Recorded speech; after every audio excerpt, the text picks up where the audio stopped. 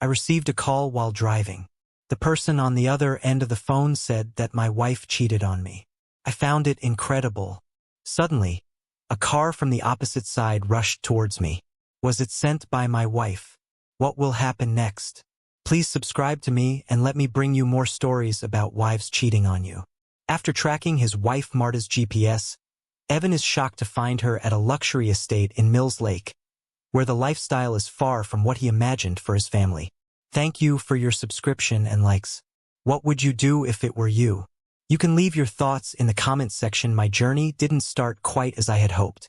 On Thursday and Friday, I was supposed to attend a conference in Minneapolis, but there was not the usual warmth that I was used to during my previous absences.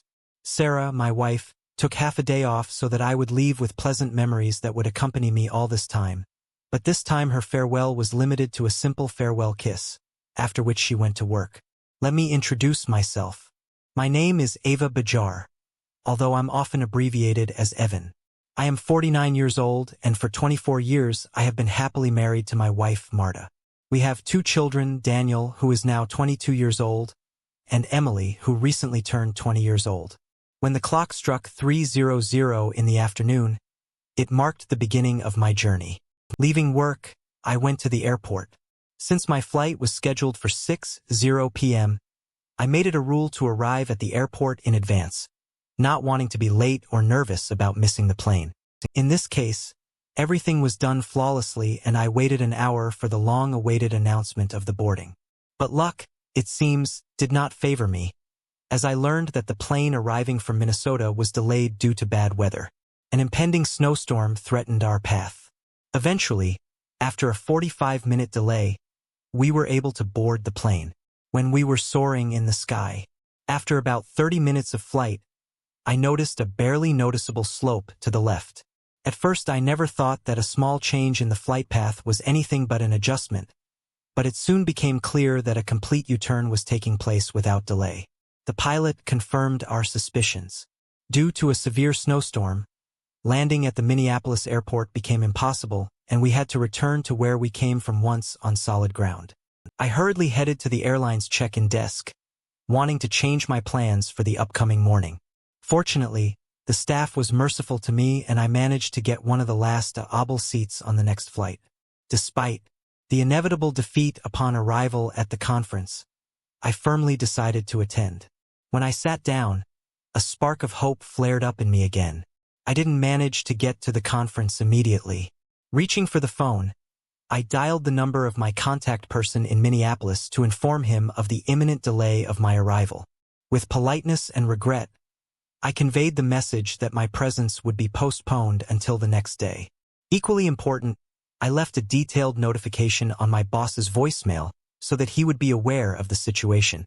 Anxiously, I dialed the familiar numbers of my home phone, wanting to hear Sarah's soothing voice, but to my horror she didn't answer the phone. It was a little after 8 in the evening and I noticed that the house was shrouded in darkness and for some reason Sarah's car was not in the driveway. Perhaps she decided to extend her working day or have dinner at a nearby restaurant, since our youngest child went to college. The house seemed deserted, devoid of its former lively atmosphere. Leaving my luggage in the car, I carefully made my way inside. To my surprise, the sounds of voices came from a living room shrouded in mystery. I went to the source of the voices and soon realized that the TV had been accidentally left on. This circumstance led me to an unambiguous conclusion. Sarah apparently returned home after her working day. Since I clearly remembered turning off the TV before leaving in the morning, pressing the remote to silence the chatter, I began to search the house for her presence, hoping to find at least some signs of her whereabouts. Alas, no traces could be found. In anticipation and anxiety, I dialed her mobile phone number and patiently waited for her to answer. After several calls, she finally answered hello. Darling Marta greeted me warmly, recognizing a familiar number. In response to the affectionate gesture, I replied, "Hi, honey, where are you?" It was a simple, innocent question that had become familiar during our marriage. I asked it not out of obsessive curiosity, but rather out of sincere concern and interest. "Where else at home watching TV shows?" she replied, seemingly throwing a metaphorical bucket of cold water on me at that moment. The fatigue from the long delay in the journey took its toll and made my mind freeze for a moment. All I longed for was to meet my wife, find solace in her presence and share intimate moments with her at least for a few precious hours. These desires were simple, but they were of great importance to me. Despite the setback associated with the flight delay, I felt lucky, believing that I would be given unexpected happy hours in the comfort of my own bed next to my beloved wife. In just 30 seconds, my satisfaction at staying at home was replaced by a wave of uncertainty. Instead of returning to the arms of a devoted wife after 24 years of mutual love and trust, I was faced with the shocking reality of lies and deception. It was an unexpected blow that took me by surprise and left me completely at a loss for words and actions. Did she really just cheat on me? Why did she decide to do this? It seemed that there was no logical motive behind her IESs, whether she was at work in a company of friends or in a restaurant. My silence must have been prolonged because Sarah's worried voice broke through it. "Darling, are you still here?" Waking up from my reverie, I stuttered. "Yeah, sorry, we've landed in O'Hare and I have to go." With a heavy heart, I abruptly ended the conversation by hanging up the phone. Almost immediately the phone rang again, but this time I decided to ignore it and turned it off completely. I needed solitude or respite to sort out the confusion of thoughts rushing through my head. Sitting on the sofa surrounded by silence and emptiness, I felt a terrible feeling of numbness envelop me. I was haunted by the question, why did Marta decide to deceive me? Perhaps I reasoned there was a plausible explanation behind this lie. Maybe she's preparing a surprise for me. Reflecting on our history, I remembered how, for years ago, I myself organized a series of deceptions. It was in honor of our 20th wedding anniversary, for which I secretly organized a 2E cruise. To carry out this surprise, I engaged her boss and parents, and for a whole month I created a whole web of false information, managing a complex tapestry of untruth with fine precision. The memories of this light culminated on the day we went to Miami for the weekend, and it was only at the pier that I discovered the surprise: a couple of cruise tickets. Yet despite all my efforts, I could hardly name at least one upcoming anniversary in the coming months. The closest events were my birthday and the 25th anniversary of our wedding, which was still 10 months away. In the midst of this confusion, one persistent thought crept into my head, which required attention, but I resolutely rejected it. It was a thought that I categorically refused to accept. Not us. Others may find themselves in such situations, but not us. It's just unthinkable. And that, I told myself, was it. Realizing that my daughter Emily might be aware of all the surprises and plans of Marta, I quickly turned on the phone and dialed her number from memory. "Hi, Daddy, how are you?" The voice of my beloved daughter came on the phone. "Hi, baby, how are you?" I asked with genuine curiosity. Emily replied, "Nothing special. Daddy, I've just finished doing my homework and I'm watching TV right now." Feeling the importance of the situation, I cautiously asked, "Did you talk to your mom recently and she didn't tell you anything?"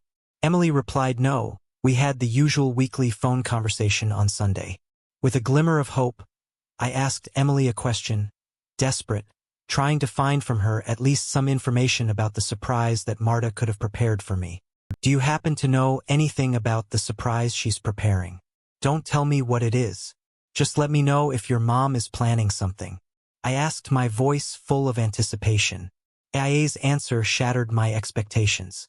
"No, Daddy, nothing." "Why do you ask? What is it?" she asked. Not realizing that I was so worried, coming up with a weak explanation, I said, "Well, she's been acting pretty weird lately, and I wondered if she was hiding some nice surprise, maybe for my 50th birthday. Emily quickly dismissed the thought, saying, "No, not yet, Dad. Didn't we celebrate your birthday last month?" Having failed, I accepted the truth and wished my daughter good night. "Good night, Daddy," she replied, dejected. I realized that there would be no surprise, which I had hoped for. The question remained open. Why would Marta deceive me? Possible explanations began to emerge in my head. Perhaps this is due to the upcoming promotion. That's probably how it is, I concluded, although I couldn't understand why she would lie. I consider the possibility that she was still diligently striving for this elusive promotion. Lately she has had to stay late more than once because of her unwavering dedication to work, and yet deep down, Sarah knew that no promotion would outweigh the value of the time lost together. She understood that I really wanted her to shorten her working day so that we could spend more time together. It was a reasonable request that I was entitled to, and she understood it perfectly. Ironically, I was reminded of an important decision I made a few months before our 20th anniversary, refusing a promotion. It has been almost 5 years since I enthusiastically sought and successfully received an offer to take the position of Vice President of Finance in my company, but this position was associated with the need to travel frequently to the head office in Chicago for board meetings, as well as regularly visit various factories of the company throughout the country. At first, I was full of enthusiasm when I received a job offer, but Sarah quickly swayed the seats of doubt in me, forcing me to reconsider my decision. The instructive story of my colleague did not fit into my head. He went through a divorce just 2 years after receiving the position. Although financial success was a reward for him, he had to pay for it with loneliness and suffering. Given the circumstances, as well as the fact that our 2 children still needed guidance and support throughout the remaining years of school, Marta, for obvious reasons, did not dare to take on this responsibility alone. During the week, we conducted active discussions analyzing the possible consequences of agreeing to an increase. Gradually, it became clear that I was on the verge of losing sight of what really matters in my life, my wife and children. Having regained clarity, I made a sincere decision to refuse the promotion, recognizing that my devotion to my family takes precedence over material success. The last few months have been difficult, as Mara has been pushing hard for her promotion. It caused me anxiety and discomfort, reminding me of the doubts I had about my own career growth. Since our children were already in college, our family consisted only of the 2 of us. If Marta considered her possible promotion relatively feasible with minimal impact on our lives, for example with an increase in the number of business trips, then I was worried about how many hours of overtime I would have to spend to achieve it. The fact that I saw my wife for only an hour or 2 a day throughout the week caused me a feeling of dissatisfaction. Fleeting moments of living together did not bring satisfaction, and the lack of quality time spent together weighed on my heart. The deterioration of our intimate life could not go unnoticed. Sarah was increasingly drawn to work, and she spent Saturdays and even Sundays in the office. When she returned home, fatigue consumed her, leaving her no strength for anything else. It has become rare, if not impossible, to remember the last time we made love 3 weeks ago last month. Concrete details have become a depressing blur. While acknowledging that age played a role in the weakening of our physical bond, it was hard to ignore the pathetic lack of intimacy we once shared. Perhaps her deception during the phone conversation was an attempt to avoid my claims hiding behind business obligations. But in fairness, I must admit that I was also on a business trip and realized that from time to time I had to work overtime. At the same time, there was an easy way to find out the truth. Picking up the phone, I dialed Sarah's direct line number at the T-Bold advertising agency. To my surprise, her colleague Tom Smith answered the phone. Frightened, as I expected to hear Sarah's voice, I quickly gathered my thoughts. Although they didn't work in the same room, I knew Jake was trustworthy and he could confirm from Sarah's presence. Hi Jake, this is Evan. I greeted him using my nickname. His answer was unexpected. Hi, Ivan. Why are you calling me at work when you and your wife should be enjoying a vacation together? I was stunned and puzzled by his remark. Obviously something was wrong. That evening, I found myself in a maze of surprises. Vacation? What kind of vacation? I quickly came to my senses, apologized to Jake for interrupting his work, and came up with a false excuse. Hi, sorry to bother you at work. Jake, I probably made a mistake with the speed dial button on my phone. I lied. He calmed me down without worrying at all. No problem, Evan. Just tell Sarah that she owes me lunch when she gets back next Monday for filling in for her again. Can you imagine? It's 900 in the evening and I'm still working. She definitely owes me, he said, ending the conversation and hanging up gradually. The truth was revealed to me. Sarah not only did not work, but was generally absent from the workplace. According to Jake, she took a vacation until the end of the week. Panic slowly crept into my consciousness, squeezing me tightly as fear took hold of me. Where was Sarah? What could she do? An uninvited but silent thought invaded my consciousness. No, it couldn't be true. I've always tried to see only the best in people, keeping a positive attitude and appreciating the kindness inherent in every person. But now, against my will, I began to think about the worst-case scenario. Is this really possible? Could Sarah betray me in this way? The thought that she might be with her sister Lisa involuntarily crossed my mind. Over time, we distanced ourselves from Lisa and her ex-husband Mark. Once we were incredibly close, we were bound by strong friendships that seemed indruable. Our lives were intertwined in a beautiful canvas of shared experiences. We spent evenings together, supported each other, looked after the children, arranged numerous family holidays, and even went on vacation together as a whole. But everything changed. One fateful day, when I returned home with an excruciating headache in search of relief, I swallowed a couple of Tylenol tablets and laid down on the sofa. Half an hour later, Marta and Lisa returned from a shopping trip, talking animatedly. Unaware of this, I remained unnoticed on the couch. Suddenly, Lisa started talking. "Have you noticed the new product manager at the grocery store?" My heart was pounding. I was anxiously waiting for Sarah's answer. She calmly replied, "Of course, he's cute, if I may say so," and then anxiously remarked, "And he smiled at you. It would be better if he was smiling after yesterday's rendezvous in the back seat of my car." Lisa exclaimed defiantly. To my surprise, my wife replied in a disapproving tone. "Oh, Lisa, not that. One day you will be caught and you risk losing a good husband and maybe even more." Lisa, not at all embarrassed, answered confidently, "Don't worry, big sister. I'm always careful with these words." They abruptly left, leaving me in a state of uncertainty. As a person who values honesty and decency, I had a hard time coping with the weight of this revelation. Not knowing how to do the right thing, I found myself at a crossroads. One thing was clear: Mark deserved to know the truth. The news of Lisa's infidelity would undoubtedly break him, and my heart ached at the thought. I knew perfectly well that Mark, having found out about her infidelity, would not hesitate to throw Lisa out of their house.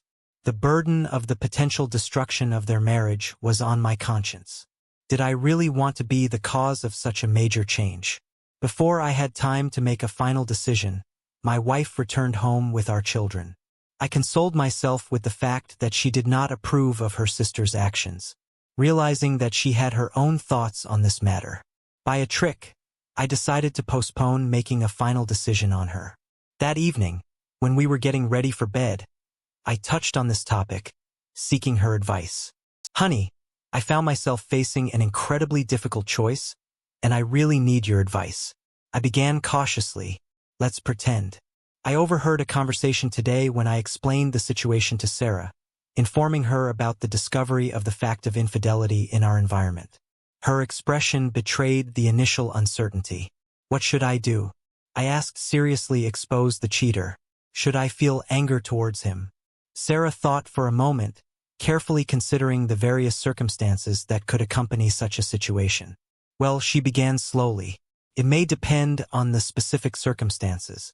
Maybe this is a one-time mistake, or maybe a mistake made under the influence of alcohol. There are many factors that need to be taken into account." Feeling the need for further clarification, I suggested some alternative scenarios for the convenience of discussion. Let's say, for example, that this is our friend Mark. Imagine that he picked up a woman in a bar, and this behavior is not unique. He has cheated before. Should we turn a blind eye to this and ignore it? I asked, wanting to know her opinion. The gravity of the situation hung in the air while I considered possible options for action. From a sudden realization, Sarah sat up abruptly in bed, clutching the phone tightly. "Bastard," she growled angrily. It was obvious that she felt it necessary to take immediate action and tell Lisa about the betrayal. Instinctively, I carefully picked up her phone and said, "Let me figure it out for myself. Honey, this is my responsibility." Doubts arose in Sarah's mind about the coreness of our decision. "Are you sure this is right?" What if she asked without hesitation? I confidently replied, "Yes. I am sure. I hope Lisa throws this bastard out of the house." Sarah looked at me, determination flashing in her eyes. "And we won't let him live with us." She confirmed, "Agreed, he can find another place for himself." "I don't want to shelter a cheater in her house," Sarah said firmly. for fortunately luck was on my side. Mark picked up the phone. "Hi, this is your beloved son-in-law." I began with a heavy sigh. Mark replied with a light sense of humor. "You're my only son-in-law, so I think by default you're my favorite. What's so important that you're calling so late?" Taking a deep breath, I cautiously continued. "I overheard a conversation today, and I have some truly terrible news for you. This is the news that will destroy your world." I warned him unfortunately. "Ely, your other half is not quite right. To be honest, your spouse is cheating on you. It happened just yesterday." There was silence on the phone while Mark pondered this terrible statement. When he finally spoke, his voice was barely audible. Disbelief sounded in his words. "I can't believe it." He managed to say doubt flashed in his tone. "Are you sure it's about my Lisa?" confirming his worst fears. I replied yes. I heard it directly from her mouth. To call it a confession would be an exaggeration. Rather, it was a boast devoid of any hint of remorse. Expressing my regret, I told him I am very sorry that I became the bearer of such terrible news. I believe that you will handle this in your own way, but remember, do not hesitate to contact us if you need support or someone to talk to. We will help you in the children. Jamaica assured me, but before I could utter a word, he hung up the phone. Sarah looked at me sadly with tears in her eyes. "I'm so proud of you, honey," she whispered, her voice filled with both sadness and admiration. Overwhelmed with emotion, she asked, "Hug me, please. I feel so lost and scared." Hugging her, I gently rocked her back and forth, giving comfort in the face of uncertainty. After a moment of calming down, I asked the question that had not left my head. "Do you think maybe they should see a therapist?" I asked, interested in their possible further actions. Sarah felt tired and muttered sleepily, "I don't think it will change anything. Who was changed once always changes." Realizing the grim truth in her words, I quietly whispered, "You're right." The ringing of the phone woke me up and I answered sleepily, trying to keep my voice down so as not to disturb Marta. "Yes, hi," I muttered, stifling a yawn. A wave of anger swept across the line as Lisa's furious voice lashed out of me demanding answers. "You bastard, what did you say to Mark?" she snarled. I answered calmly. "I told him the truth. Lisa, only the truth." I glanced at Marta, who was already fully awake and looking at me with a mixture of concern and determination. Gathering my thoughts, I continued. "Sarah and I discussed it tonight and came to the conclusion that it's better to be honest, no matter how difficult it is." There was venom in Lisa's voice. "I can't believe that my own sister can betray me in response." I firmly said, "Well, sometimes the truth comes out even from unexpected sources."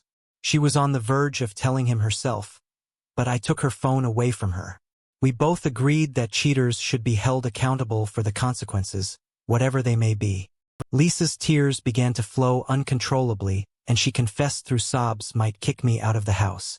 Unwavering in my position, I replied, "If you were kicked out of the house, then this is a well-deserved punishment."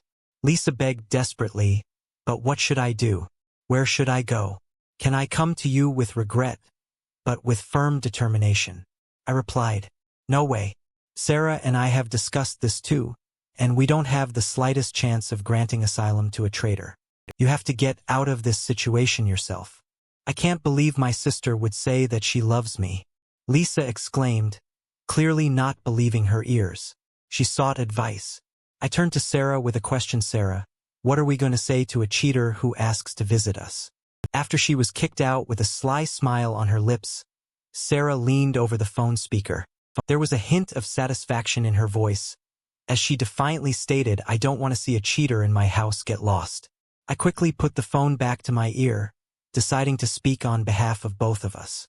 "Consider this a message from both of us." I began firmly, making it clear that I would say these words only once you were no longer a part of our life. "Stay away from us. Don't come and don't call," I said firmly, and abruptly interrupted the conversation. Sarah snuggled closer to me and we sought solace in each other's arms. "I'm proud of you, honey," Sarah whispered, expressing our admiration for how I handled the situation. In the end, fatigue overcame us and we fell asleep peacefully. But the morning brought the inevitable storm, as the old Scandinavian saying "ghost got into the fan." Fortunately, our children were still peacefully napping. Sarah's father called early in the morning and Sarah answered hesitantly. There was anger in his voice. He was shouting at his daughter. A wave of anxiety washed over Sarah and her once bright smile faded, replaced by the power of anxiety. Tears were streaming down Sarah's face as she finished the phone call. "What have you done? What is it?" she asked, her voice full of anguish. Sensing her confusion, I gently intervened. "No, my love, it's not me alone. It was our common decision. We discussed the possibility of seeking advice and breaking off the relationship with the deceiver which you suggested, and I wholeheartedly agreed." Sarah seemed stunned. "But you said Mark cheated on Lisa." Calming down, I explained as an argument. I mentioned a hypothetical scenario when Mark picked up a woman in a bar. I did not claim that he really cheated on Lisa. After reflecting on the situation, I asked the thought-provoking question: in any case, how does Mark's potential betrayal differ from Lisa's infidelity? "Well, Lisa is my sister," Sarah replied, defending her. I sounded disappointed. "So you're saying that you can cheat on her because she's your sister? Is this some kind of family exception? Should I be worried?" Sarah was speechless for a moment, seemingly unable to find what to say. Taking a deep breath, I continued, unequivocally expressing my opinion. "Honey, let me be clear. Your sister is a bad role model for her children. I don't want her around them, and I don't want you to have anything to do with her. She has no place in our house or near our children." This crucial conversation took place 3 years ago. Although Sarah sometimes met her sister secretly, it was an unspoken taboo in her house. The fact that she secretly visited Lisa while I was away from home did not come as a surprise to me, and I accepted that our relationship remained strained. But over time, Mark managed to overcome the situation and began a new chapter in his life, preparing for remarriage. Along with his steadfastness, my resentment towards Lisa also dissipated. To tell the truth, I simply stopped caring about her presence and I found joy in her absence. Turning my attention to Sarah, I gently asked her, "Sarah, we need to resolve this issue. Maybe this is not a very pleasant topic, but if we clarify it, we will feel easier." I guess that Sarah must have felt guilty for deceiving me, even though I had already reached the point where I didn't care. Over time, an amazing turn of events occurred: discovery. I was standing on the stage in front of a huge crowd of at least 1,000 participants of the Congress. They appeared to me as nameless persons, as an anonymous mass awaiting my conversion. Taking a deep breath, I started to perform. Research has shed light on 2 different types of people. In the field of tissue use, I began addressing the attentive audience. There are deniers, those who do not pay attention to the fact that they blow their nose, getting rid of napkins without looking down, and there are those who meet reality face to face. Intrigued, I continued my speech, delving into the behavior of these 2 groups. The first group, the deniers, I explained, just blow their noses and throw away a napkin, without thinking. They prefer not to face the reality within themselves. Suddenly, someone in the crowd frantically waved his hand, attracting my attention. It was Dave Millison, Sarah's boss, curious. I turned to him. "Yes, Dave, what would you like to share?" A mischievous grin played on his lips. "Well, let me show you, Evan, how to face reality," he said. To my surprise, Tom Smith, who was sitting right behind Dave, stood up with a cheeky grin and added me too. "Evan, I confess I also evaded your wife." Stunned, I looked around, but then another man I didn't know joined us, proclaiming, "I'm 3. Laughter erupted throughout the crowd, engulfing the hall. However, the unknown man quickly explained, "No, not really. I just always wanted to say that." Light laughter filled the space, creating a moment of general fun. A sea of unfriendly faces grinned, forcing me to rise abruptly from the couch. "Damn," I muttered, wiping saliva from my face and gathering my thoughts. Looking at my watch, I realized that it was already midnight. I must have slept for over an hour. The thought flashed through my mind that Sarah could have returned home during my sleep, perhaps unaware of my presence, since I was not expected there. Walking briskly towards the bedroom, I entered it but found no traces. Then it dawned on me that she was most likely with her sister Lisa, thinking about contacting Lisa and finding out about Marta's whereabouts. I hesitated, but then it dawned on me that if I knew Lisa's address, then I would have to act behind Sarah's back to get it. Remembering that I was picking up Lisa's children from a certain place, I thought that maybe I still had Lisa's phone number. While preparing to search in the contact list, I noticed to find my phone app icon on my smartphone a year ago. I installed it on both of our phones after I lost mine during a trip from New York to Cincinnati. Realizing its capabilities, I quickly opened the application. A few seconds later, I received data on the location of Sarah's phone, Mills Lake. Perplexed, I asked what could she do there. Lisa, on the contrary, was experiencing financial difficulties, so she could hardly afford to buy or even rent a cottage on Mills Lake. The situation was becoming more and more mysterious. Mills Lake was known as an exclusive residential residence, and the cost of cottages far exceeded the cost of our modest house. Using Google Earth, I carefully determined Sarah's exact location. It turned out that she was in a secluded estate surrounded by an impressive stone wall. This discovery puzzled me.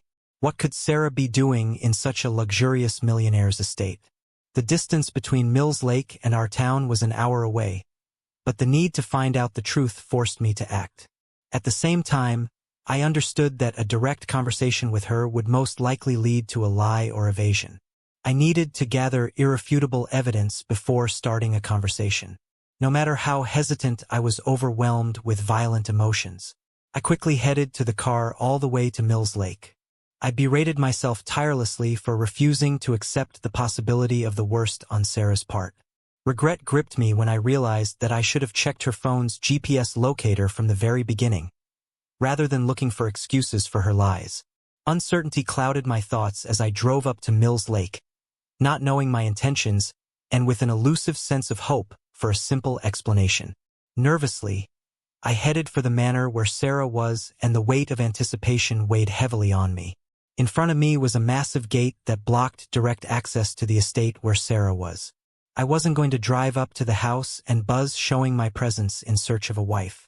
After assessing the situation, I realized that parking by the road would attract unwanted attention and could lead to the appearance of security guards or law enforcement representatives in this elite village.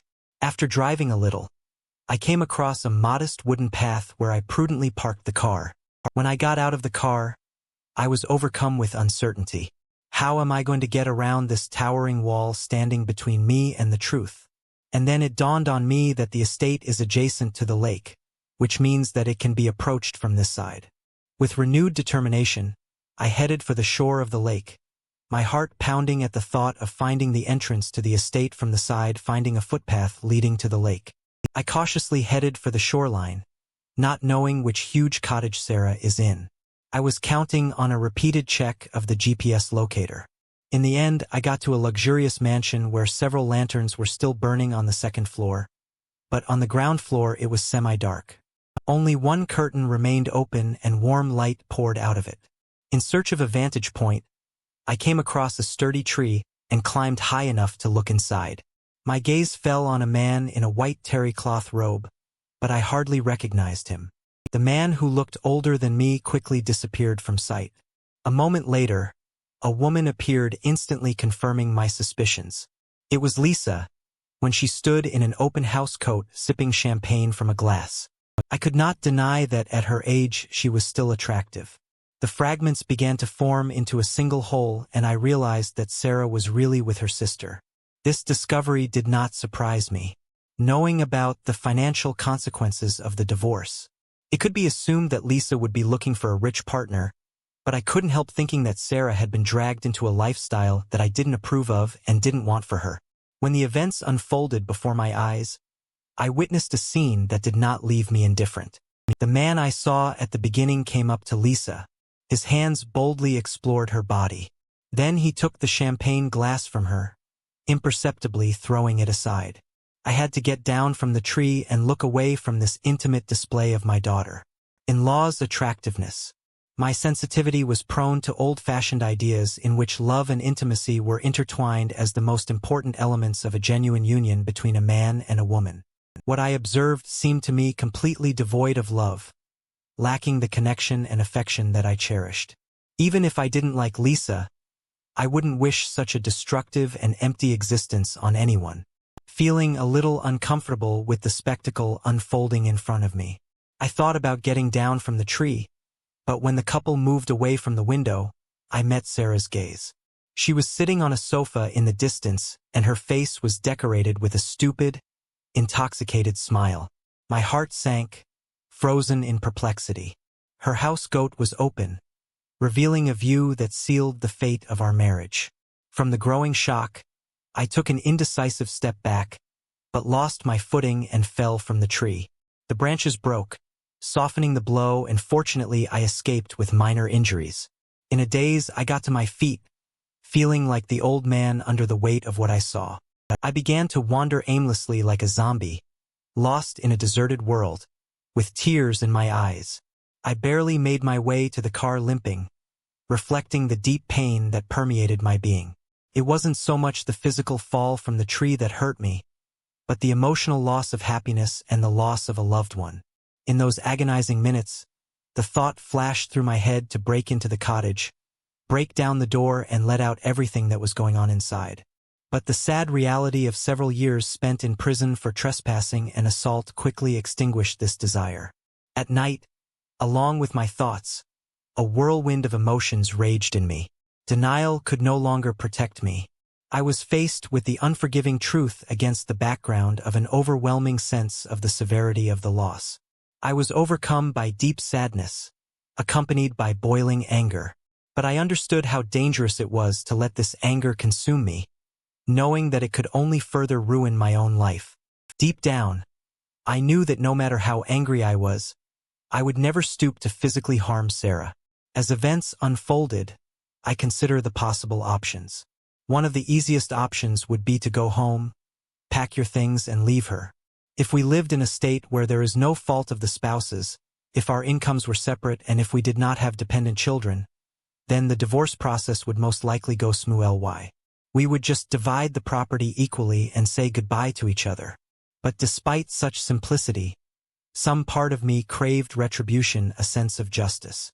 The desire to take a little revenge did not leave me, forcing me to move forward. An audacious idea took hold of my thoughts and, without hesitation, I decided to take advantage of the moment and see how everything would turn out, gripping the phone tightly. I dialed Sarah's number, expecting that she would not answer and I would be switched to her voicemail. I was hoping she'd check her voicemail right away, just in case. "Hi, honey." I began projecting my voice onto the answering machine, recording. "You didn't pick up your home phone, so I'm calling you on your mobile. I wanted to warn you not to panic when you hear the sound of my keys in the door. In a few minutes." Amid the chaos of a blizzard distracting our flight and the uncertainty of the arrival time, I prepared a message for Sarah. It was a crazy evening. I began listing the difficulties we faced. Our plane was diverted to Chicago, but now we are finally being sent home. They don't know exactly when we'll land, but I should be home in about 30 minutes. See you soon. Knowing that Sarah was to receive notification of a new voice message, curiosity and anxiety undoubtedly gnawed at her until late at night. It was unusual to leave a message at such a time, which only intensified the intrigue.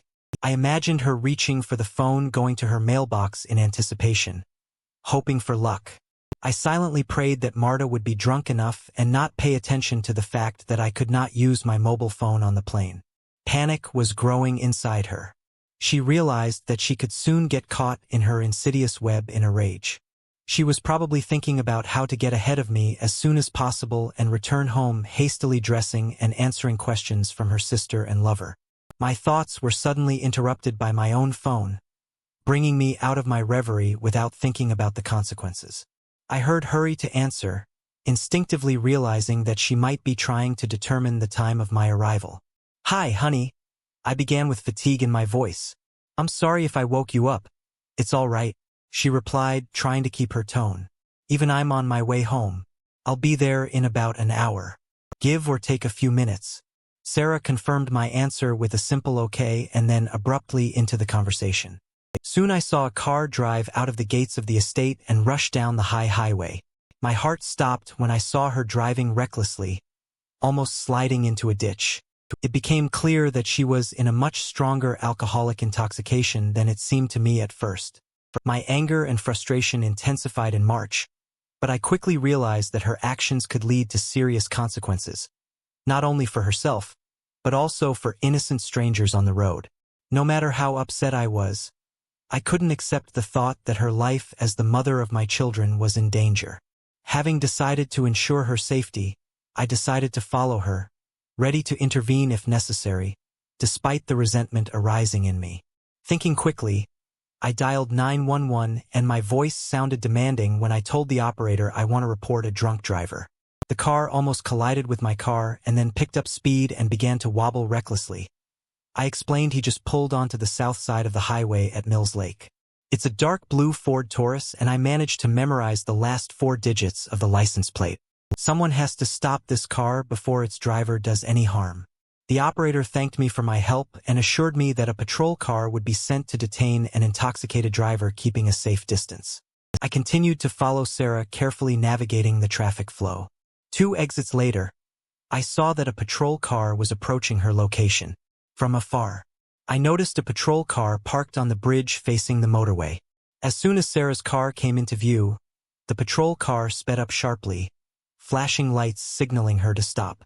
I drove past them, experiencing a mixture of emotions, relief mixed with a deep sense of sadness.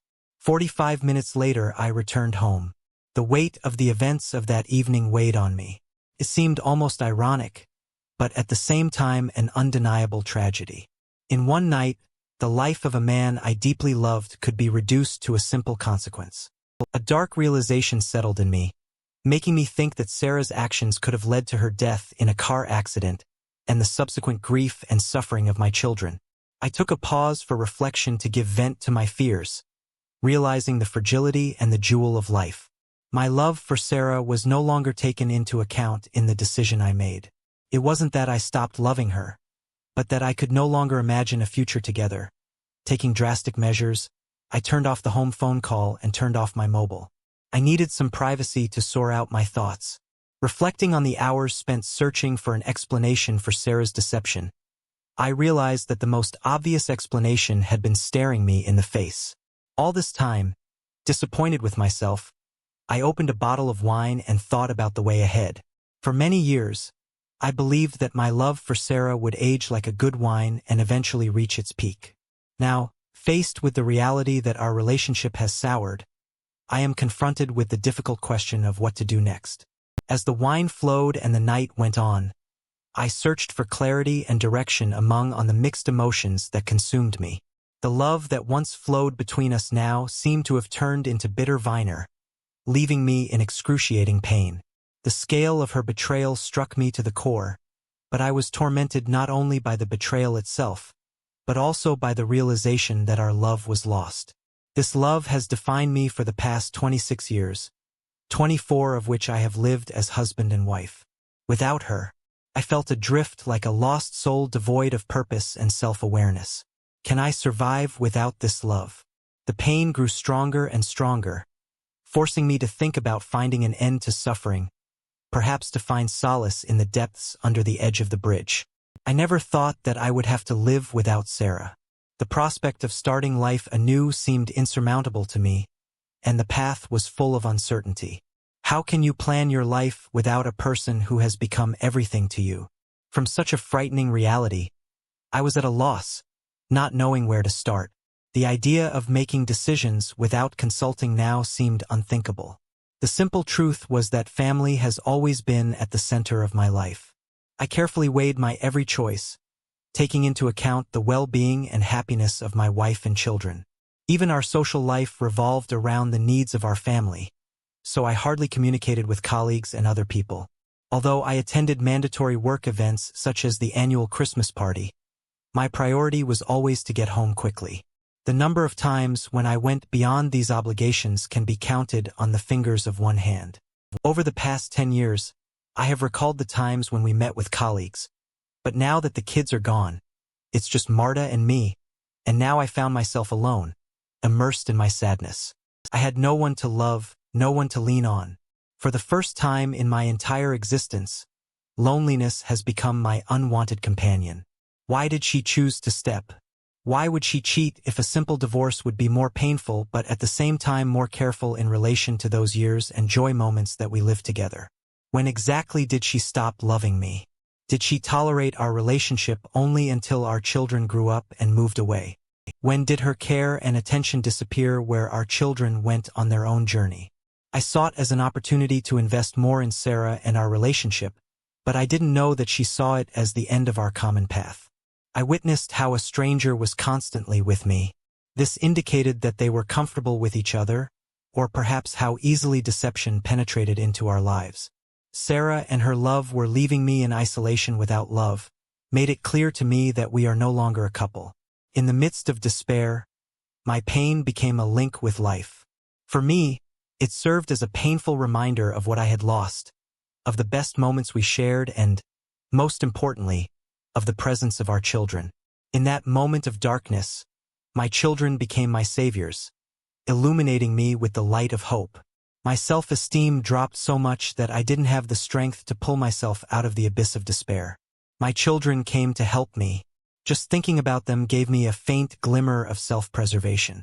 Soon Daniel and Emily were to go on an independent voyage to get their own families in order to protect myself from the impending wave of grief.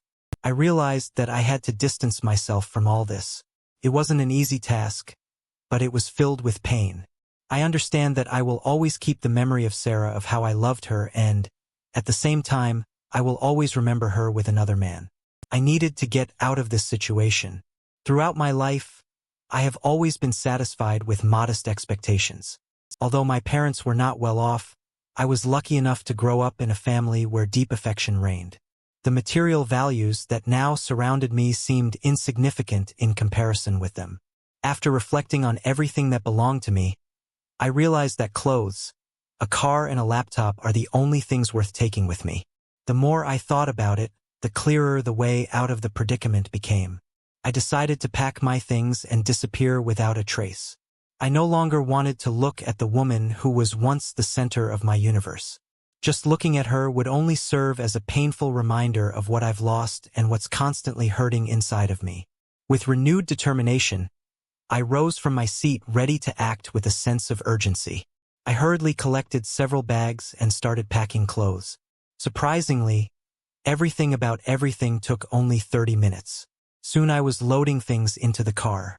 It was a little less than 6:00 in the morning when I finally finished packing. Exhausted but calmed down, I decided to take a little nap, being sure that Marta would still be in detox until late in the morning. When I closed my eyes, thoughts came into my head that I had to start all over again. The alarm clock on my phone woke me up at 9:00 a.m. Without delay, I arranged an urgent meeting with lawyer. After that, I went to the shower to once again symbolically wash away the remnants of the past. With a heavy heart, I took off my wedding ring and solemnly placed it on the table next to the phone.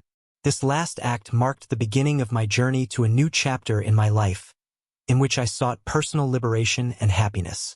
I made the difficult decision to vent my disappointment in a letter addressed to Sarah. Although we had reached the point where conversation seemed useless, I needed to vent my emotions. Sarah, I am sad to admit that now I see you following in your sister's footsteps on the path of wreck, promiscuity, and loneliness that often accompanies her. Perhaps this is a hereditary trait, a sad inheritance. By the time you read this, I will have completely cut myself out of your life so that I will never cross paths with you again. The magnitude of your betrayal made me shudder with pain that I could not even imagine. The intensity of my pain is immeasurable. Despite all this, I am grateful for the 24 years of happiness that we once lived together and for the 2 beautiful children that you gave me. Trying to be fair and honest, I will be brief in this farewell. May you return to the arms of your beloved as soon as possible, leaving behind our ruined family. I am very hungry for justice which you could not provide for me. When you embarked on your dissolute adventures, did you get a decent revenge for your actions? The man you were with, judging by the grandeur of the mansion, was very rich. I have no desire to see her talk to you anymore. We have nothing more to discuss. All the necessary procedure will be handled by our lawyers, and I ask you to sign the divorce papers without delay. As for the reason for our separation, it doesn't matter at all. By 10 in the morning I was in the bank. I responsibly approached the repayment of our common credit card debt and promptly canceled the accounts. Having promptly taken measures, I visited the bank and asked to issue a cash receipt for the entire amount of our savings and securities. In addition, I made sure that there were enough funds left in the checking account to pay the more mortgage and utility bills for the next 2 months, taking another step towards independence. I deleted my name from the joint account, leaving the bank. I was carrying a solid check in the amount of about $25,000. Before noon, I arrived at work, surprising my boss, who expected me to be in Minnesota. When I told him the news of my immediate dismissal and relocation, his surprise increased. Our relationship has a unique meaning that goes beyond the typical employer-employee relationship. My boss holds his current position because I refused a promotion, and at first he was not happy and owed me. But when he went through a divorce 2 years ago, I told him that this was the reason for my decision to refuse the promotion. Since then, our relationship has evolved from a traditional boss-employee relationship into a relationship of equal partnership. Listen carefully, he began. I understand your desire to resign and I am ready to accept it, but instead of firing you through the HR department and writing a check for 401k, I offer an alternative solution. Instead, I have an interesting opportunity for you in our newly created optical division in Texas. He suggested, although the salary may be lower than in your current position, I have heard that there are affordable housing options there that will allow you to provide yourself with decent housing at a great price. We sealed our agreement with a handshake, and he agreed to spread the word that I had voluntarily quit my job. The next step was to visit my lawyer and explain to him my decision to separate from Marta simply and clearly. I instructed him to hand her the divorce papers and issue a power of attorney allowing her to sell the house, which represents 50% of our total fortune. In response, my lawyer tried to convince me that the possibility of getting a consultation could be considered as an alternative scenario, considering that he was also a close family friend. My lawyer quickly realized what changes were waiting for me. When midnight comes, I'll be in another city, in another state, and without a wife. In the afternoon, I set out feeling an irresistible fatigue, which prompted me to seek a respite. About 8:00 in the evening, I came across a fairly old motel. Naturally, you can't expect much from an institution with a price of $60 per night, but all I needed was a place where I could rest from fatigue. I dialed Daniel's phone number using a disposable device I had bought earlier for exactly this purpose. "Hello, Daniel," I greeted him when connecting. There was curiosity in his voice. "What is this number?" "Dad, please keep this number." I replied, "This is my new phone number. By the way, is there any news from your mom?" Daniel replied, "No," taking a deep breath. I decided to be honest with my son. "I found out yesterday that your mom was unfaithful." I said, "Oh, Dad, not her." Daniel lamented, worried. He asked, "And what are you going to do about it?" With firm determination, I talked about what I had already done. "It's all done, Daniel. I packed up my things, cleared my bank accounts, leaving her enough funds until she sells the house. I quit my job and now I'm going south.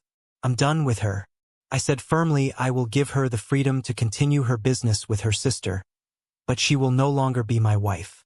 At the end of this week, she will be handed the divorce papers I shared," and the heaviness of the conversation hung in the silence. Finally, Daniel spoke, asking, "Does Emily know?" I said, "No, not yet. It all happened so suddenly. You're the first person I tell. I'm not even sure if your mom knows that I left her. She wasn't there when I was packing my things. I will definitely keep you informed." I reassured him. "I will call you regularly.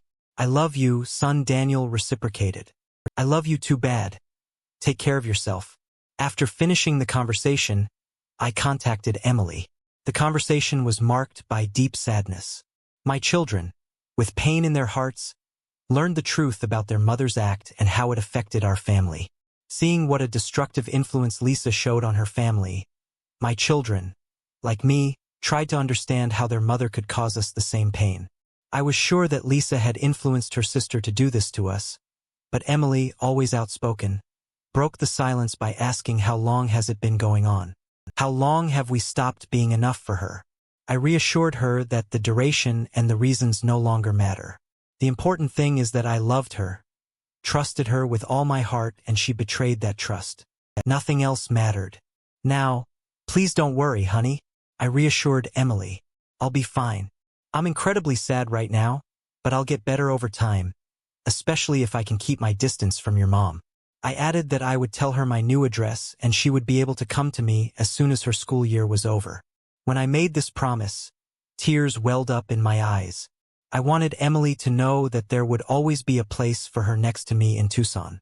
The optics division was relatively small and had only 30 employees. The district manager, who looked more like his father than a stern boss, created a sense of familiarity and comfort in the team. I immediately felt like a welcome guest, which brought me some comfort in a difficult moment. A month later, I found a pleasant house for myself in a condominium. During all this time, I did not maintain any contact with Marta, relying solely on information from my lawyer and my children. Moving forward was not an easy process filled with its own difficulties. One case turned out to be particularly difficult. My lawyer informed me that Marta is ready to challenge the divorce. She declared her unwillingness to go through with the divorce and expressed her willingness to fight to the bitter end, even if it would mean financial ruin for both of us. In response, I calmly instructed my lawyer, okay, forget about the divorce. I don't care anymore. I wanted to give her the opportunity to build her life after the 24 years of happiness that we once lived together. Just tell her that I have no desire to continue the relationship and tell her that I wish her a pleasant life. I asked, restraining my disappointment, and then tell her to go to hell. Can you deliver this message? My lawyer, realizing our close connection, replied, of course, my friend, with pleasure. But I must warn you that you will have to pay an additional $50 for this. The conversation with the children turned out to be more difficult, one by one. I had to convince them that there was no getting away from this decision. The first obstacle arose when Emily said to me, Dad, Mom completely lost her head. When I said that I planned to live with you this summer, I promised Emily that I would do my best to visit her as well as her grandparents. But her reaction was so alarming that I found it necessary to move away from my phone for a few days. Sarah's behavior also worsened when Daniel decided to split his summer between the two of us. As for Sarah, I deliberately refrained from asking about her, preferring to focus on getting on with my life. Admittedly, it was not easy, because the remnants of my feelings for her were still preserved, a mixture of emotions associated with our past life preceding the betrayal. But thanks to my children, I gradually learned more and more about Sarah's state of mind. To my surprise, it turned out that she was going through a deep depression, mirroring the emotional shock that I once faced. It's just unbelievable, especially considering what happened to her sister. The concept is quite simple: when you cheat, it hurts the very people you should love, which leads to the destruction of your marriage. After that, you continue to live your life. So how could Sarah be depressed if I did everything possible so that she could continue to live without my presence? Her refusal to divorce seemed to me a means of escape from reality, from the fact that her actions led to the disintegration of our family. Isn't it? For several hours, I myself was in a state of denial, but she has been living in a state of denial for the last 2 years, despite the fact that she knew that the children maintain regular contact with me. She used her children as a means of expressing remorse for her actions. Thanks to the information shared by my children, I learned that this was the first time that she allowed herself, under the influence of her sister, to enter into an intimate relationship with one man. To be honest, it was hard for me to believe it. She apologized to the children, admitting that her betrayal was deliberate. She was well aware of the inevitable consequences. That communication with Lisa, her lover, would lead to remembering that evening.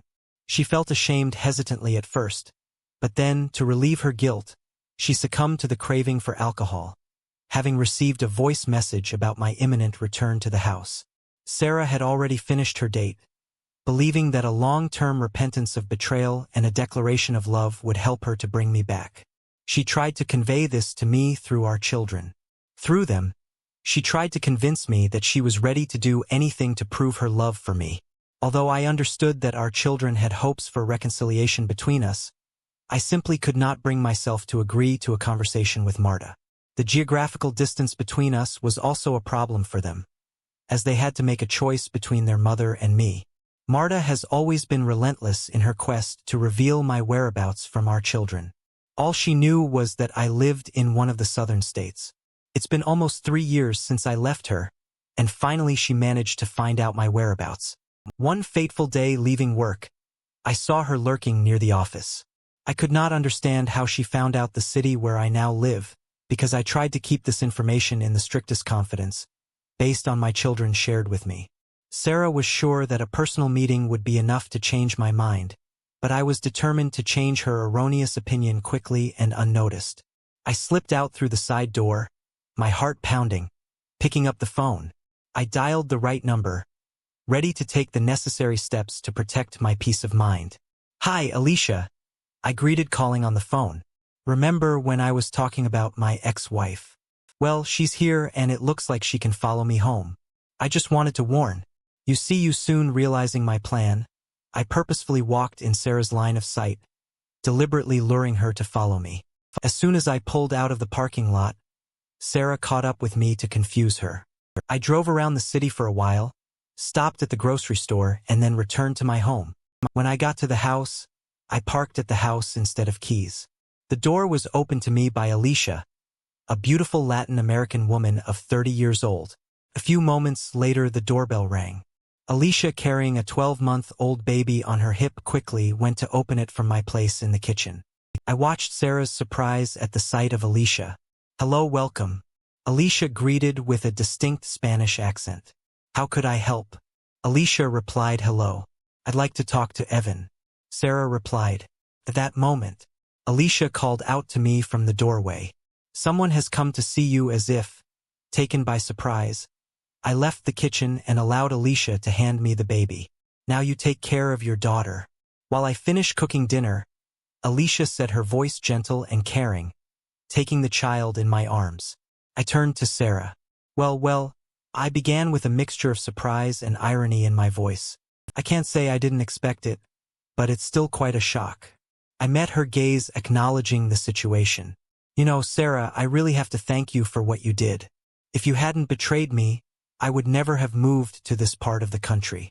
I would have lived in the cold, surrounded by concrete in the Northeast. But now I'm here, living a new life, experiencing wonderful moments with Alicia and our little daughter Tamarita." There was a tearful silence. Sarah openly cried, emotions finally spilling out. After so many years, all traces of sadness and anger dissipated in me. As a compassionate person, I had a fleeting desire to comfort Sarah, but it quickly passed. I was firm in my goal. "So Sarah," I asked in a firm but attentive tone, "what do you want?" After almost 3 years of silence, she answered in a barely audible whisper, and I strained to catch every word. "I need to apologize." She admitted, "to tell you how deeply sorry I am for the pain I caused you. It wasn't you, it was my own stupidity. I want you to know that, no matter what, I loved you then and I continue to love you now. You were the best husband and father a woman could wish for, and I was just a cheap." Her sincere apologies began to affect me, but I understood that it was necessary to put an end to this farce as soon as possible.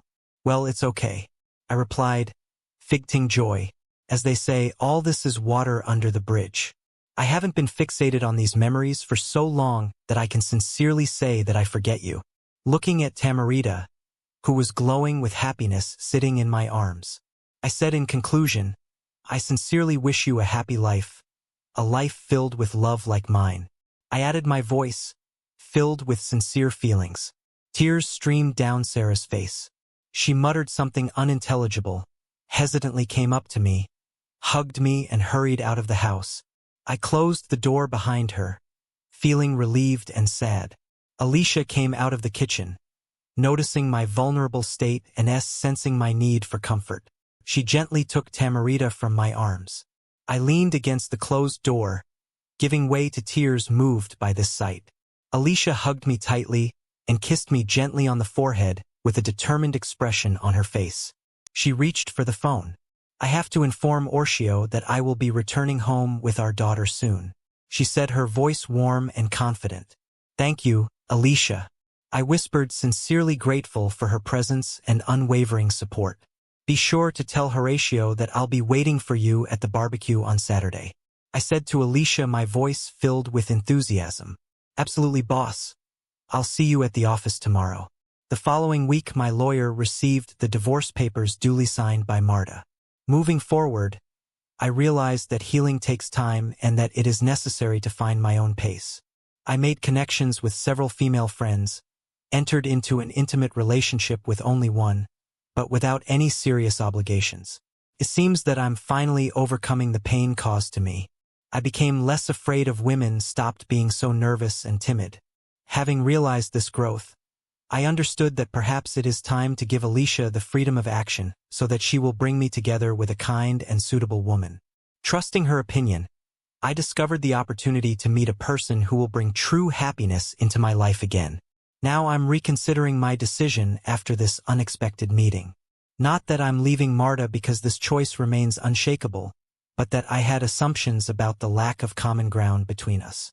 I've always believed that we have nothing to talk about, assuming that she understands my position on infidelity and how I would act in such a situation, but listening to fragments of Sarah's story during our recent communication, I doubt whether I should have come into conflict with her then, despite my dislike for this confrontation. But one thing remains indisputable: disappearing from her life was the best solution for me. This allowed me to find peace and restore myself away from the toxic environment that consumed us. I was so much in love with Sarah that if I had run into her at that moment, I would most likely have succumbed to her remorse and accepted her apology. This could lead me to suffering and worries and eventually to divorce. But now that 3 years have passed since her betrayal and our separation, Sarah's apology suddenly brought me a sense of completion. This allowed me to free myself from the pain that I carried inside me and gave me the opportunity to believe in love again over time. I might even consider revealing that I don't really have a second daughter, but I doubt that I will decide to do it. I don't owe her anything anymore, and the decision on whether to reveal or keep it to myself is up to me. I have finally freed myself from the burden of obligations to her, which allows me to move forward and start a new chapter in my life, but not for long. Yesterday I stood at the grave of Marta with my children and numerous relatives, among whom was Lisa. I was crying bitterly, like everyone else present, but I didn't see a single tear on Lisa's face. Sarah, completely desperate in a drunken state, got into a violent accident. It was not possible to save her life. I thought for a long time about why Lisa knitted her sister into an intimate relationship with her lover and found only one explanation. It was revenge for the fact that Sarah and I told Mark, her ex-husband, about the betrayal which destroyed their marriage. Probably only now, Lisa feels relieved when her sister is lying in a coffin, and I know one thing: I will never love any woman the way I loved Sarah.